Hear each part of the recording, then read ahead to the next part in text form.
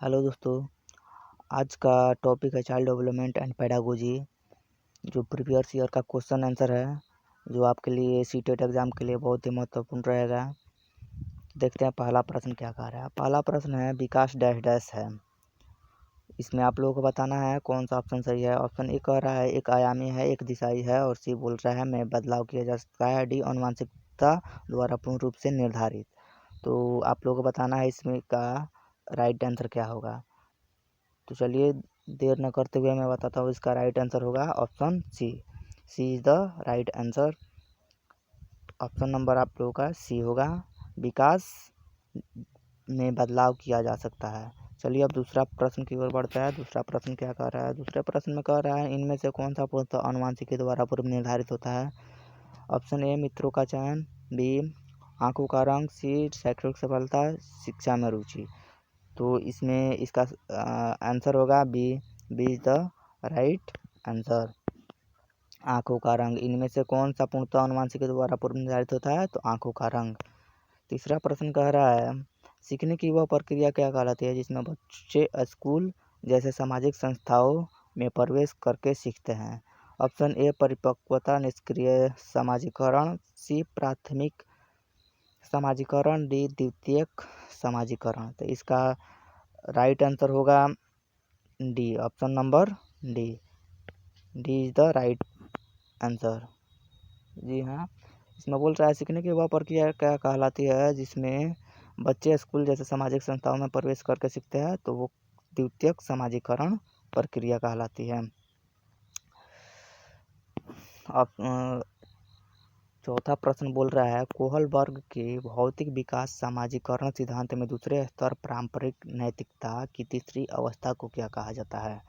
Option है आज्ञापालक और दंड अभिन्यास, बी है अच्छा लड़का अच्छी लड़की अभिन्यास, सी कह रहा है कानून और आदेश पालक अभिन्यास, डी सामाजिक समझौते और व्यक्तिगत आधार अभिन्यास। तो आप लोगों को बताना है इसमें इसका राइट आंसर क्या होगा। तो इसका राइट आंसर हो जाएगा option B. B is the right answer, अच्छा लड़का अच्छी लड़की अभिन्यास।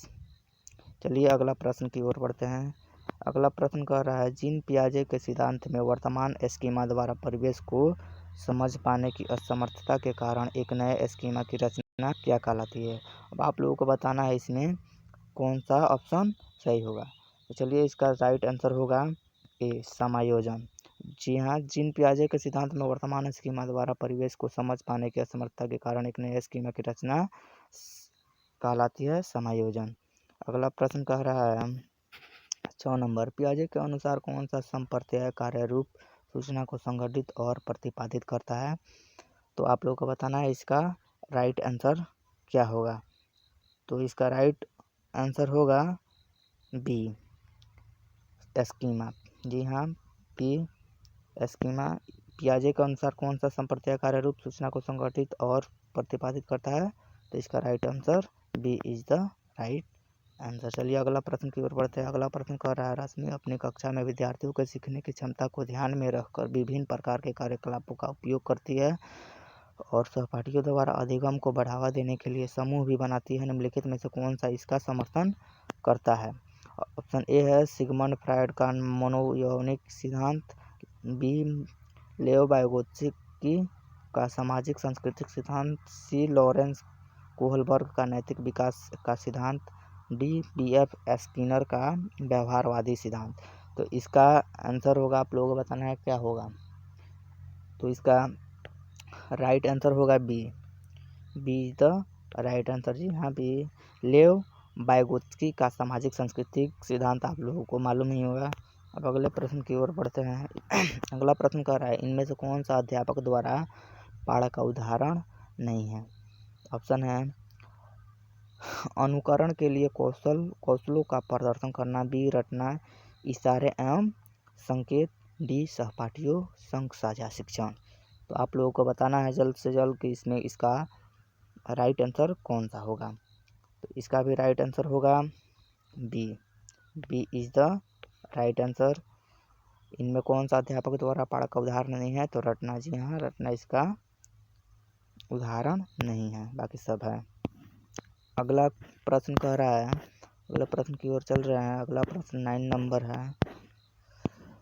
9 नंबर में कह रहा है कि निम्न में से कौन सी शिक्षा शास्त्रीय पद्धति एक संरचनावादी कक्षा के लिए उपयुक्त नहीं है। तो आप लोगों को जल्द से जल्द बताना है इसमें कौन सी पद्धति एक संरचनावादी कक्षा के लिए उपयुक्त नहीं है। तो इसका आंसर कौन सा होगा, चलिए बताते हैं। इसका सी इज द राइट ऑप्शन हो जाएगा। सी इज द राइट आंसर। वेधन व दोहराव, ठीक है, सी इज द राइट आंसर जी। अब अगले प्रश्न की ओर बढ़ते हैं। अगला प्रश्न कह रहा है निम्न में से किसने सामान्य बुद्धि के विचार को नकारा और बुद्धि को अनेक विशिष्ट संक्रियाओं के पदों के रूप में परिभाषित किया है। तो आप लोगों को बताना है इसका सही आंसर कौन होगा। तो इसका सही आंसर होगा हॉवर्ड गार्डनर, ठीक है। इनमें निम्न में से किसने सामान्य बुद्धि के विचार को नकारा और बुद्धि को अनेक विशिष्ट संक्रियाओं के पदों के रूप में परिभाषित किया। तो इसका सही आंसर हो जाएगा हॉवर्ड गार्डनर। चलिए अगला प्रश्न की ओर बढ़ते हैं। अगला प्रश्न कह रहा है एक संरचनावादी कक्षा में निम्न में से किस पर महत्व दिया जाना चाहिए। ऑप्शन ए है संकलनात्मक मूल्यांकन, संरचनात्मक मूल्यांकन, एक आयामी मूल्यांकन, और डी ऑप्शन है मानकीकृत एक समान मूल्यांकन। तो इसका आप लोगों को बताना है कौन सा ऑप्शन सही होगा। तो इसका ऑप्शन होगा B is the right answer, संरचनात्मक मूल्यांकन। अगला प्रश्न की ओर बढ़ते हैं। अगला प्रश्न कह रहा है वाइगोत्स्की के सिद्धांत के अनुसार निजी संवाद क्या है।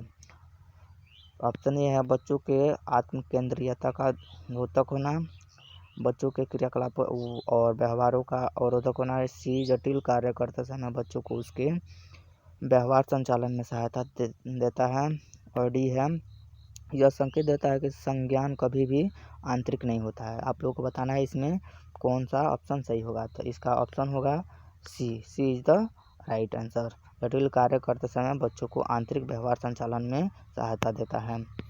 अगला प्रश्न है लड़कियों को गुलाबी कपड़ों और गुड़ियों से जोड़ा जाता है और लड़कों को नीले कपड़ों एवं कारों से जोड़ा जाता है। यह किसको दर्शाता है।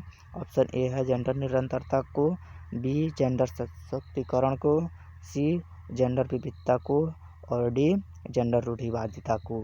तो इसमें आप लोगों को बताना है ऑप्शन कौन सा सही होगा। तो इसका राइट आंसर हो जाएगा डी। जी हाँ, D is the right answer, gender रूढ़िवादिता को। अगला प्रश्न है कथन वाला प्रश्न है, कथन और कारण। शिक्षा असफल हो जाती है जब बच्चों से यह अपेक्षा की जाती है कि वे प्राप्त ज्ञान को ज्यों का त्यों पुनः उत्पादित करें।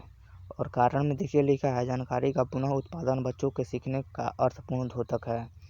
तो इसमें आप लोगों को बताना है कि ये कौन सा ऑप्शन सही होगा, कौन सा ऑप्शन गलत होगा।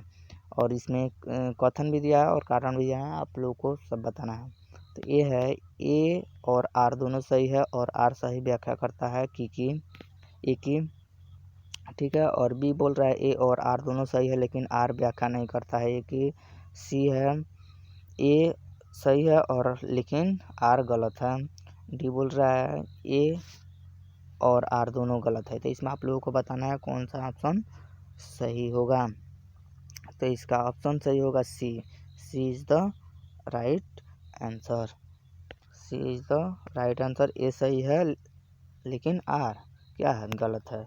आपका 15वां प्रश्न बोल रहा है एक संरचनावादी कक्षा में अध्यापक और छात्रों की क्या भूमिका होती है। ऑप्शन है कक्षा में शिक्षक व विद्यार्थी दोनों निष्क्रिय होते हैं, बी छात्र क्रियाशील है परंतु अध्यापक निष्क्रिय है, सी अध्यापक और छात्र दोनों ही क्रियाशील है, डी अध्यापक क्रियाशील है परंतु छात्र निष्क्रिय है। तो इसमें आप लोगों को बताना है कि ये कौन सा ऑप्शन सही होगा। ये आप लोगों के ऊपर है, आप लोगों को ऊपर मैं छोड़ दे रहा हूँ। कमेंट बॉक्स में आप लोगों को बताना है कौन सा इसका आंसर सही होगा। 15वां प्रश्न लास्ट प्रश्न है इसमें का, ठीक है। और भी प्रश्न है इसमें लेकिन मैं अगली वीडियो में इसी करूँगा, उसका वीडियो बनाऊँगा। इस समय मेरे पास समय बहुत कम है। 15वां प्रश्न एक संरचनावादी कक्षा में अध्यापक और छात्रों की क्या भूमिका है, ये आप लोगों को बतानी होगी, ठीक है। जय हिंद, जय भारत।